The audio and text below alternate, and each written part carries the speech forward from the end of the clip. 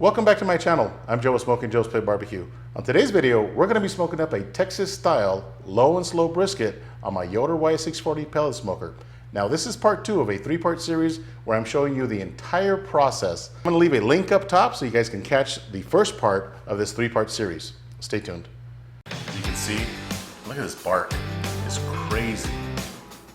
Oh man, this is perfect. It helps to start with a nice sharp knife, okay? Oh my goodness. Look at that. Alright, so we're outside of my Yoder Y640 pellet smoker. I turned the smoker on about 30 minutes ago. Now one piece of advice, when you hit the start button, by the way, this smoker does have the new controller. Once you hit that start button, go ahead and adjust your temperature at whatever you're going to smoke at. For example, this is going to be a low and slow smoke, so I've got my temperature set at 200. So I hit the start button and immediately drop the temperature down to 200 degrees. So right now it is running right at 206 degrees. Perfect. This brisket is going to go on my top shelf. Look at that. Just a beautiful looking brisket. It's laying nice and flat. Alright, so now the reason I've got my point towards the exhaust is because the fire pot is right here on the far left, bottom left, and it does run a little bit hotter up here on the left side and also on the right side. I found that on my smoker it does run just a little bit hotter over here towards the exhaust, so I'm going to protect the meat by putting the point, which has a good fat cap around it, on the far right side. Now the smoke is going to come off the bottom of the plate on both sides, on this far left side and also on the right side, and kind of go over the exhaust. So I found that placing the brisket this way on the top rack with the point on the right side gives me my absolute best spark that we're going to be looking for. Now this is an overnight cook. It is 10 p.m. I will be spritzing, but not until this bark is set. That's probably going to take probably 4 or 5 hours until I even spritz. So at that point, I will bring you guys back. Stay tuned. All right, so 3 hours into the cook, let's take a look at the brisket. Oh yeah, looking good, plenty of smoke. That rub is still not set, so I'm just going to go ahead and close the lid. I do have a probe in there, and right now the internal temperature of the brisket is right at 100 degrees. Again, 3 hours in. So I'm going to go get some sleep, probably about 6 hours. Now before you go to sleep, if you're using a pellet smoker, make sure that your hopper is completely full of pellets, okay? You don't want to run out in the middle of the night, come back and your pit's completely off and the brisket is ice cold. So make sure before you go to bed that the hopper is completely full of pellets. I am using B&B hickory pellets for this cook. So we'll see you guys in about 6 hours. Stay tuned. All right, so it's 7 o'clock in the morning. Total cook time is right at 9 hours. Let's take a look at our brisket. Oh man, that's looking really good. That bark is already set, okay? Again, it's nice and hard, you can't scratch it off, okay? So it's time to spritz for the first time.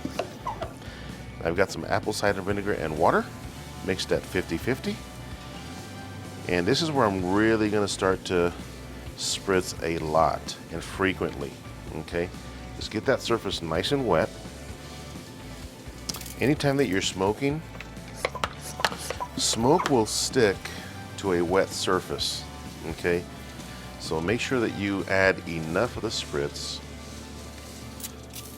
Just a nice fine spritz. And this is going to help with your smoke ring as well, because the smoke will be attracted to that wet surface. And that is perfect right there. So at this point, I'm also going to crank my smoker up to 225 degrees right here on the Yoder dial.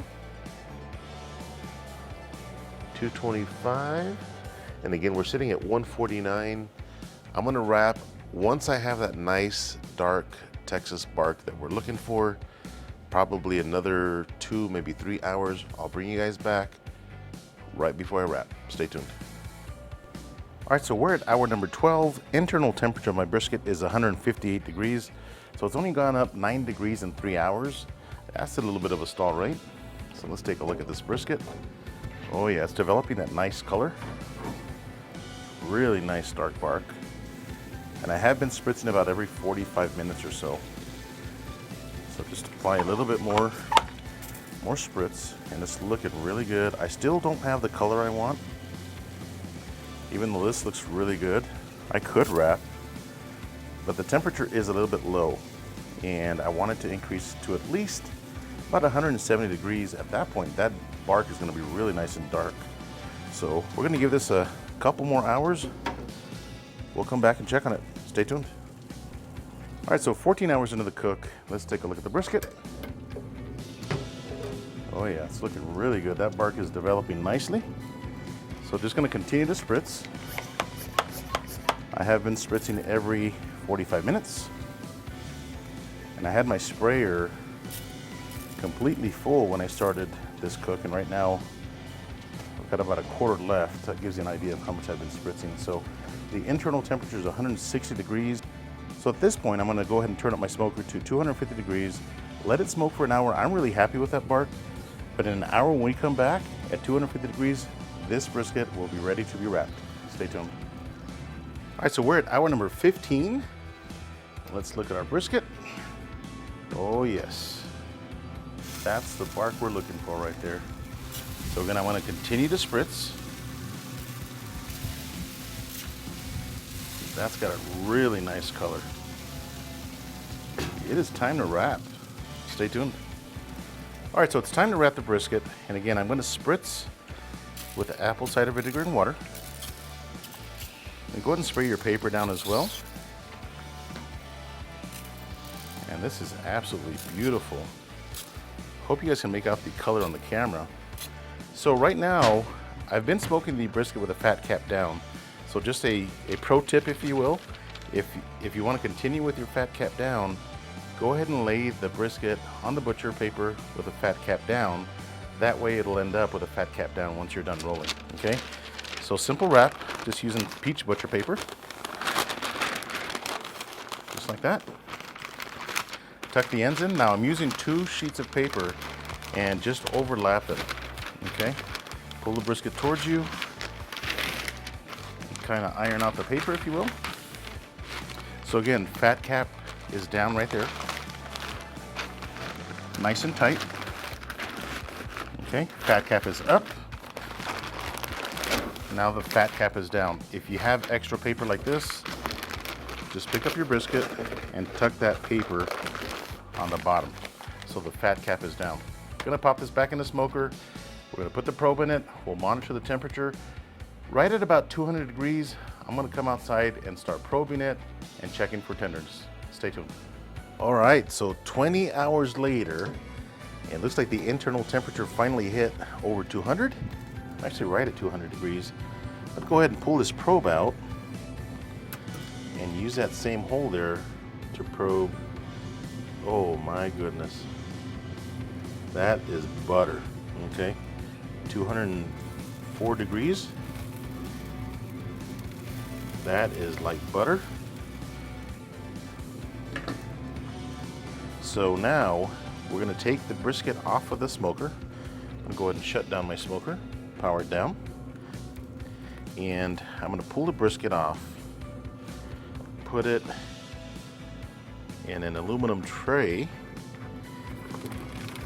Oh man, that is super tender. Okay. I'm gonna take you guys inside and show you how I'm gonna rest that brisket. Stay tuned. All right, so our brisket is ready and the total cook time was right at 20 hours. And again, we started at 200 degrees, cranked the smoker up to 225 and then 250. And then towards the end there, I did crank up my smoker probably the last hour or so. I cranked it up to 275 just to kind of push it a little bit because we're already at the 20th hour. So it only smoked at 275 for a little over an hour.